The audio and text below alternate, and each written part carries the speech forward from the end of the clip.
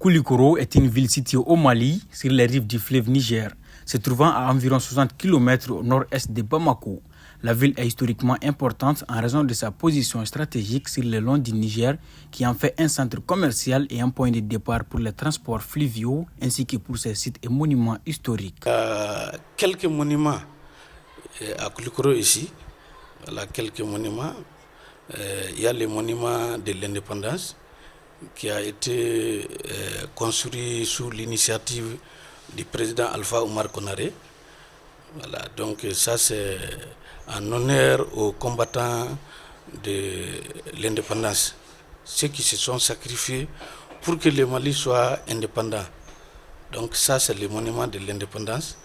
Ensuite il y a un autre monument dédié aux martyrs du 26 mars 91 et un troisième monument qui peut être considéré, qu'on appelle le monument Faro, qui a été offert par un couple suisse et dédié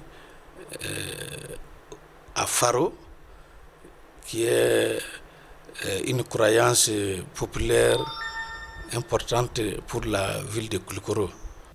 Mais par le temps qui court, ces monuments perdent leur splendeur historique, dégradés et moins entretenus.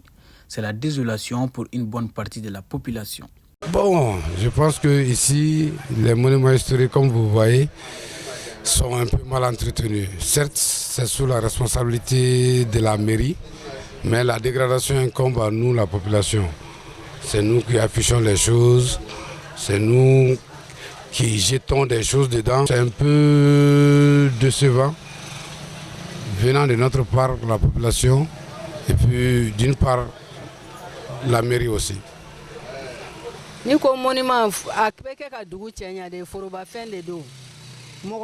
des biens publics, nous devons en prendre soin. Même si nous tombons sur quelqu'un qui veut les détruire, nous devons le sensibiliser. Nous devons prendre soin de ces monuments de la même manière que nous prenons soin de nos biens personnels.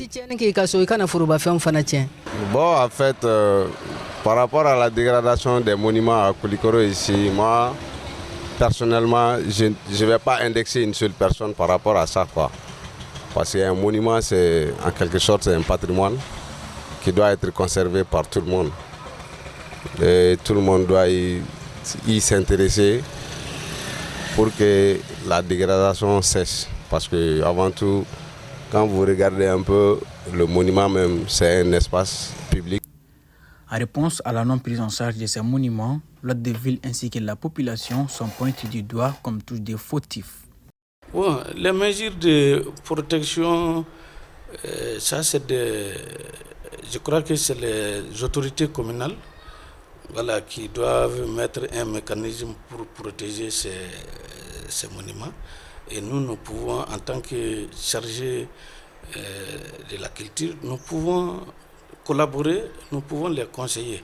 Voilà, sinon, les mesures de pérennité, c'est aux autorités communales de prendre les dispositions. Nous nous servons de conseillers. Mais de toutes les façons, la première responsabilité, ça doit être la mairie ou la commune. En tant que citoyens, nous devons tous prendre soin de ces monuments, y compris moi. Malheureusement, très généralement, nous attribuons la responsabilité à la mairie. Qu'à cela ne tienne, chaque citoyen doit apporter sa pierre à l'édifice. Et on a une association, une commission qui se charge de leur entretien. Et ils font aussi des réunions permanentes. Donc même s'il y a des défections sur ces endroits, ils ramènent ces informations au niveau du conseil communal. Nous discutons de ces défections afin de les apporter dans notre culture, afin de leur donner des moyens nécessaires pour les entretenir.